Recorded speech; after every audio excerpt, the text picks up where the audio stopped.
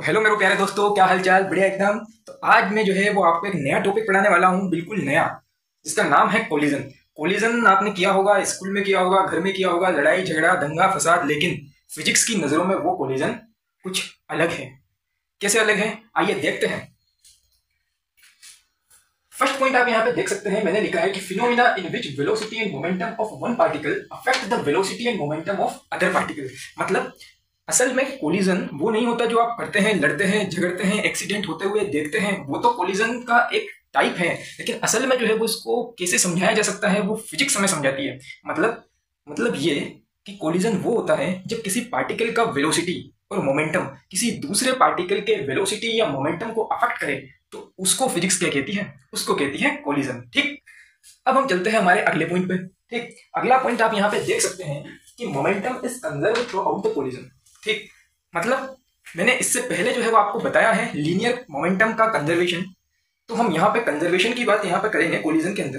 Collision में momentum जो है वो पूरा मोमेंटम पूरे कोलिजन के दौरान जो है वो कंजर्व रहता है। मतलब इनिशियल मोमेंटम जो है वही फाइनल मोमेंटम होगा और वही कोलिजन के टाइम पे मोमेंटम होगा। ठीक, तो सेकंड पॉइंट आपको क्लियर हुआ होगा कि मोमेंटम जो है वो through out the collision conserve रहता है। तो ये जो है बस आपको याद रखना है और कुछ करना नहीं है इसका। ठीक है, और अगर हम थर्ड पॉइंट पे चलते हैं तो थर्ड पॉइंट में हमारे पास आ जाते हैं कोलिजन के टाइप्स। तो कोलिजन मेनली दो तरीके से जो है इनको कैटेगराइज किया गया है।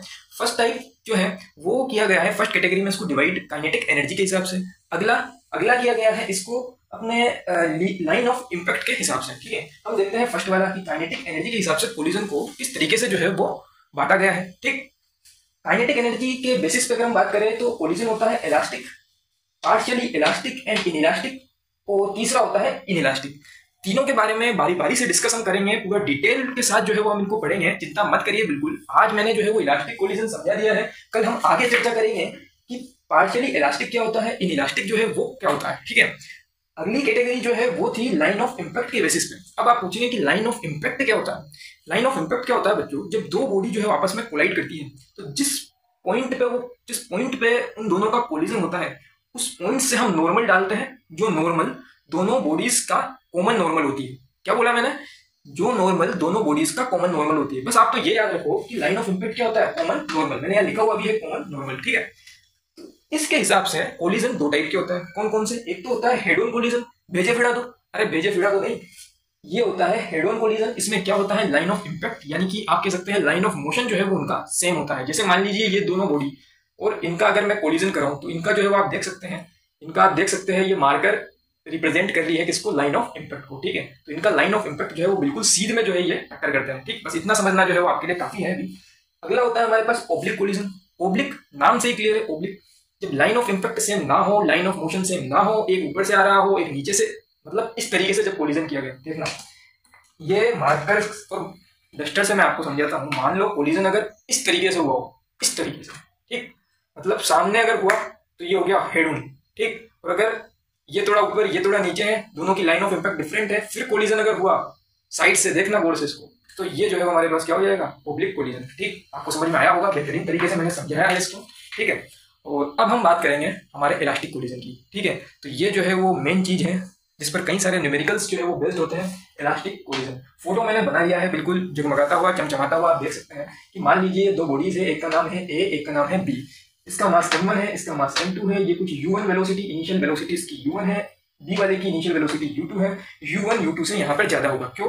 क्योंकि जब u1 u2 से ज्यादा होगा तभी तो कोलिजन होगा। अगर दोनों सेम स्पीड है तो कोलिजन कैसे करेगी? ठीक, तो यहाँ पे जो है वो इनका कोलिजन हुआ। कुछ डिफॉर्मेशन होता है कोलिजन के टाइम पे, जब दो बॉडी आपस में भिड़ती है तो कुछ डिफॉर्मेशन जो है वो उनका होता है। ये बॉडी कुछ दबेगा, ये कुछ दबेगा, उसको कहते हैं हम डिफॉर्मेशन। लेकिन फाइनली क्या होता है कि वो अपने शेप को रिगेन करता है और जो काइनेटिक एनर्जी जो लॉस उनकी हुई है उसको भी वो वापस रिकवर कर लेता है। ठीक, तो ये देख सकते हैं आप, फाइनल में ए की वेलोसिटी, फाइनल वेलोसिटी v1 हो जाती है, बी की फाइनल वेलोसिटी v2 हो जाती है। ठीक है, मैंने यहाँ पे लिखा है इनिशियल कंडीशन में क्या है, डिफॉर्मेशन के दौरान क्या होता है और फाइनल के दौरान क्या होता है। ठीक है, अब हम पढ़ते हैं इसका सबसे इंपॉर्टेंट पार्ट, और ये जो है वो पॉइंट्स है, कुछ 4-5 पॉइंट्स, ये जो है वो आपको ध्यान में रखना है। बस ये ध्यान रख ले तो आपका काम कंप्लीट समझो। तो कंडीशंस क्या होती है इलास्टिक कोलिजन की, ये हम पढ़ने जा रहे हैं। ध्यान से सुनना बच्चों कि इसका इनिशियल मोमेंटम और फाइनल मोमेंटम वो जो है वो कंजर्व रहता है, मतलब वो जो है वो इक्वल रहता है। तो कोलिजन के पहले और कोलिजन के बाद जो मोमेंटम है वो कंजर्व यहाँ पे रहने वाला है। यानी कुल सिस्टम का जो है, अगर अपन कहें कुल सिस्टम का जो मोमेंटम है वो जो है वो यहाँ पे कांस्टेंट रहने वाला है। तो कुल सिस्टम का अगर मोमेंटम कांस्टेंट होता है तो हम देख सकते हैं यहाँ पे इनिशियल मोमेंटम और फाइनल मोमेंटम, यानी यहाँ पर आप ये भी कह सकते हैं कि momentum before collision and momentum after collision दोनों इक्वल होगा। ठीक, यहाँ से मोमेंटम का formula m1 u1 plus m2 u2 equal to m1 v1 plus m2 v2 होता है। ठीक है, तो इस हिसाब से यहाँ पर मैं कर्व भी ड्रॉ कर सकता हूँ मोमेंटम में, और टाइम के रेस्पेक्ट में अगर मैं कर्व ड्रॉ करूँ तो ये क्या है कांस्टेंट लाइन। आप देखना कि टाइम के रेस्पेक्ट में मोमेंटम जो है वो कहीं भी चेंज नहीं हो रहा है, वो कांस्टेंट बना हुआ है। अगर मान लो मोमेंटम 5 है तो देखना गाड़ी जो है वो बिल्कुल 5 पे चल रही है सीधी, टाइम चाहे कितना भी बढ़ा लो, लेकिन ये जो मोमेंटम वाली गाड़ी है वो बिल्कुल अपना कांस्टेंट बनी हुई है। ठीक है, अगली क्या है काइनेटिक एनर्जी। काइनेटिक एनर्जी इसमें क्या होता है कि मोमेंटम के कोलिजन के पहले काइनेटिक एनर्जी और कोलिजन के बाद की काइनेटिक एनर्जी वो दोनों तो सेम होती है, लेकिन जब डीफॉर्मेशन होता है तो डीफॉर्मेशन के दौरान क्या होता है कि ये वाला बॉडी कुछ दबा, ये वाला कुछ दबा, तो उस डीफॉर्मेशन के दौरान काइनेटिक एनर्जी का कुछ ना कुछ लॉस होता है, लेकिन वो लॉस की रिकवरी हो जाती है आफ्टर डीफॉर्मेशन। ठीक है, यानी कि फाइनली जो है वो दोनों बॉडी जो काइनेटिक एनर्जी उनका लूज हुआ था उसको वो रिगेन कर लेती है। ठीक है, तो यहाँ से हमारे पास कंडीशन हो जाती है काइनेटिक एनर्जी का फॉर्मूला जो है वो आप जानते ही होंगे कि half m1 u1 square plus half m2 u2 square. यहाँ पर मैंने इनिशियल रखा, यहाँ पर फाइनल वेलोसिटी जो है मैंने यहाँ पे रखा। ठीक है, यहाँ पे फाइनल वेलोसिटी दोनों का रखा है, यहाँ पर दोनों का इनिशियल वेलोसिटी रखा है, आप देख सकते हैं फॉर्मूले को। ठीक है, काइनेटिक एनर्जी का कर्व भी जो है वो हमारे पास यहाँ पर बन जाएगा अगर टाइम के रेस्पेक्ट में हम चले। यहाँ से ये कर्व जो है वो थोड़ा नीचे जाता हुआ आपको दिख रहा होगा, क्योंकि ये जो है हमारा ये क्या है, ये जो है वो डीफॉर्मेशन के दौरान ऐसा हुआ था कि काइनेटिक एनर्जी जो है वो इनकी थोड़ी लूज हुई थी, लेकिन फिर से जो है वो देखना इसी पोजीशन पे वो वापस आ गया, इसी लेवल पे वो वापस आ गया, यानी कि काइनेटिक एनर्जी की रिकवरी जो है ये कर्व दिखा रहा है। यानी कि यहाँ पे लिखा हुआ भी है कि some amount of kinetic energy is lose during deformation which is again recover after deformation, क्योंकि डीफॉर्मेशन के बाद वापस रिगेन कर ली जाती है। ठीक है, यहाँ पे थर्ड पॉइंट में आप देख सकते हैं, थर्ड पॉइंट असल में फर्स्ट पॉइंट और सेकंड पॉइंट से निकाला गया है। अगर इन दोनों इक्वेशंस से मैं v2 minus v1 u1 minus u2 इनको अगर मैं सेपरेट करूँ तो ये जो है मेरे पास रिजल्ट निकल के आता है कि v2 माइनस v1, यानी कि फाइनल कोलिजन के बाद v2 माइनस v1 और कोलिजन के पहले u1 माइनस u2, u1 पहले आएगा क्योंकि आप देख सकते हैं u1 जो है वो यहाँ पर बड़ा है, तो ये दोनों जो है वो इक्वल होगी। ये एक इंपॉर्टेंट कंडीशन है जो कि कई सारे न्यूमेरिकल्स में काम आती है। ठीक है, तो वेलोसिटी ऑफ सेपरेशन हम इसको बोलते हैं, इसको बोलते हैं वेलोसिटी ऑफ अप्रोच। इसको क्यों बोलते हैं हम वेलोसिटी ऑफ अप्रोच, क्योंकि ये दोनों इनिशियली में क्या करेंगे, भिड़ेंगे, यानी कि दोनों एक दूसरे को अप्रोच करेंगे। ठीक, इसको क्यों बोलते हैं वेलोसिटी ऑफ सेपरेशन, क्योंकि भिड़ने के बाद कोलिजन के बाद ये दोनों अलग अलग होंगे। ठीक है, समझ में आ रहा है ना। ठीक, तो ये जो है हमारे पास कंडीशन इसकी हो जाती है थर्ड कंडीशन। ये ध्यान रखना बस वेलोसिटी ऑफ सेपरेशन क्या है और वेलोसिटी ऑफ अप्रोच क्या है। यहाँ पर आप गलती मत करना कि v1 की जगह v2 कर दो या फिर 2 की जगह 1 कर दो या 1 की जगह 2 कर दो। ठीक है, इसको जो है वो ध्यान से आप याद रखना। ठीक, फोर्थ पॉइंट हमारे पास यहाँ पर आता है, ये होती है E इक्वल्स टू 1। इससे पता लग जाता है कि कोलिजन इलास्टिक है, इन इलास्टिक है, या फिर पार्शियली इलास्टिक या फिर पार्शियली इन इलास्टिक है। ठीक है, E मतलब क्या होता है, ये होता है असल में कोफिशिएंट ऑफ रेस्टिट्यूशन। इसके बारे में मैं आपको जरूर आगे पढ़ाऊंगा, लेकिन फिलहाल के लिए आप याद रखना कि E की वैल्यू जो है वो 1 होती है। ठीक, इसके लिए इलास्टिक कोलिजन के लिए। ठीक, तो ये हो गया हमारे पास कोफिशिएंट ऑफ रेस्टिट्यूशन। अगला जो पॉइंट है हमारे पास वो 6 पॉइंट है, और 6 पॉइंट में क्या है कि v1 और v2 निकालने के लिए आप कहां तक जो है वो इक्वेशन का सहारा लेंगे। डायरेक्ट जो है वो अगर आप याद रहे, अगर आपको फॉर्मूला v1 v2 निकालने का तो इजीली वो कैलकुलेट हो सकती है। तो यहाँ पर v1 का फॉर्मूला और v2 का फॉर्मूला मैंने लिखा है कि v1 क्या होगा, जब आप v1 लिखे तो ध्यान रखना यहाँ पर m1 से स्टार्ट करना है, यानी कि m1 माइनस m2, नीचे आपको करना ही है m1 प्लस m2। तो v1 है तो यहाँ v1 आ जाएगा, बचा हुआ v2 u2 यहाँ आ जाएगा। ठीक, यहाँ पर देखना 2m2 upon m1 plus m2, denominator दोनों में सेम है, न्यूमरेटर पर आपको गौर करना है। और ये u1 यहाँ लग रहा है क्योंकि v1 पहले है इसलिए u1 पहले आ जाएगा। याद करने का तरीका बता रहा हूँ मैं, ध्यान से सुनना।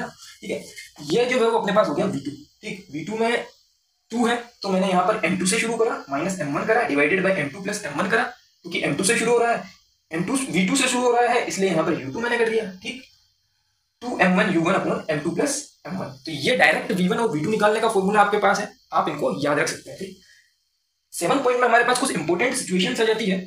इंपॉर्टेंट सिचुएशन में फर्स्ट सिचुएशन हमारे पास ये है कि अगर इलास्टिक कोलिजन के दौरान दोनों बॉडीज का क्या कहें हम कि दोनों बॉडीज का अगर मास जो है वो इक्वल हो तो क्या होगा। अगर वो इक्वल हो तो क्या होगा, हमारे पास जो कि फाइनल फर्स्ट बॉडी की जो फाइनल वेलोसिटी है वो सेकंड बॉडी की इनिशियल वेलोसिटी के बराबर हो जाएगी। ठीक है, देखना आप इसको कि अगर m1 और m2 बराबर है तो v1 क्या हो जाएगा, u2 के बराबर, यानी कि सेकंड वाली बॉडी की जो इनिशियल वेलोसिटी थी उसके बराबर। v2 क्या हो जाएगा, फर्स्ट वाली बॉडी की इनिशियल वेलोसिटी के बराबर। ठीक, मतलब वेलोसिटी जो है वो यहाँ क्या हो जाती है, एक्सचेंज हो जाती है। ठीक है, यानी कि अगर मास दोनों का सेम है, यानी कि अगर इस डस्टर का और इस मार्कर का मास सेम है और ये दोनों कोलाइड अगर कर जाए तो आफ्टर कोलिजन इसकी जो वेलोसिटी है वो इसकी इनिशियल वेलोसिटी के बराबर हो जाएगी, और इसकी जो वेलोसिटी है वो इसकी इनिशियल वेलोसिटी के बराबर हो जाएगी। ठीक, अगला पॉइंट क्या है, अभी तो इक्वल टू चल रहा था, अब मान लो जो सेकंड वाली बॉडी है उसका मास m1 जो ए हमारे पास बॉडी है, ये ए बॉडी, इससे कहीं ज्यादा अगर हो जाए तो क्या होगा, ठीक। तब क्या होगा कि M2 जो है यहाँ पे रेस्ट पे है, साथ में इसमें ये कंडीशन भी इंक्लूड है कि M2 M1 से बड़ा तो है सही, साथ में M2 जो है वो रेस्ट पे भी है, मतलब M1 जीरो हो जाएगा। M1 जीरो क्यों होगा, क्योंकि M2 के रेस्पेक्ट में M1 बहुत छोटा है, ठीक है, समुद्र का लोटा जानते ही होंगे आप, ठीक। यहाँ पर U2 जो है वो जीरो आ जाएगा। अगर इन दोनों को मैं V1 वाले फॉर्मूले में रखूं, V2 वाले में फॉर्मूले में रखूं, तो V1 हमारे पास क्या आ जाएगा, माइनस का U1, यानी कि फर्स्ट वाली बॉडी की जो इनिशियल वेलोसिटी थी उसके आगे बस आप माइनस चिपका दो, आपका काम कंप्लीट समझो, ठीक है। इसको क्या कहते हैं अपन, रिबाउंड की कंडीशन। कई बार न्यूमेरिकल्स में डाल देता है कि फाइंड द रिबाउंड वेलोसिटी, ठीक है। तो आपको क्या करना है, आपको ये V1 is equal to minus U1 करना पड़ेगा, ठीक है। तो V2 क्या हो जाएगा यहाँ पे हमारे पास जीरो, ठीक। अगर इन दोनों को हम V2 वाले फॉर्मूले में रखते हैं तो V2 हमारे पास यहाँ पर क्या है, यानी कि फाइनल वेलोसिटी हमारे पास क्या आएगी, सेकंड बॉडी की, वो आ जाएगी हमारे पास जीरो। लास्ट और फाइनल क्या है कि अब की बार क्या करा हमने कि M1 को जो है वो बड़ा मास एज्यूम करा M2 के मुकाबले, ठीक। और साथ में M2 जो है वो रेस्ट में भी है, रेस्ट में ऊपर वाली कंडीशन में भी था, नीचे वाले में भी M2 को हमने रेस्ट में लिया, ठीक है। यहाँ पर गौर से देखना कि M1 जो है वो अब की बार हमने M2 से बढ़ा लिया है। तो इसमें क्या होगा कि M2 जो है वो जीरो हो जाएगा। क्यों M2 जीरो होगा, क्योंकि M1 के रेस्पेक्ट में जो है ये बहुत छोटा है, तो M2 का मास जो है वो हमारे पास जीरो हो जाएगा। M2 रेस्ट में भी है, इसलिए U2 यानी कि फाइनल जो कि सेकंड बॉडी की इनिशियल वेलोसिटी है वो हमारे पास क्या हो जाएगी, जीरो हो जाएगी, ठीक है। तो अगर इन दोनों को हम पुट करें V1 और V2 में, तो हमारे पास रिजल्ट आता है V1 हमारे पास U1 के बराबर हो जाएगा, और वहीं V2 जो है वो हमारे पास हो जाएगा 2U1, ठीक है। तो ये जो है वो मैंने कंप्लीट खाका आपके सामने खींच दिया है कोलिजन का। बचा हुआ कोलिजन हम अगली क्लास में कंप्लीट करेंगे, ठीक है। आज के लिए इतना ही, पढ़ते रहिए and have a nice day.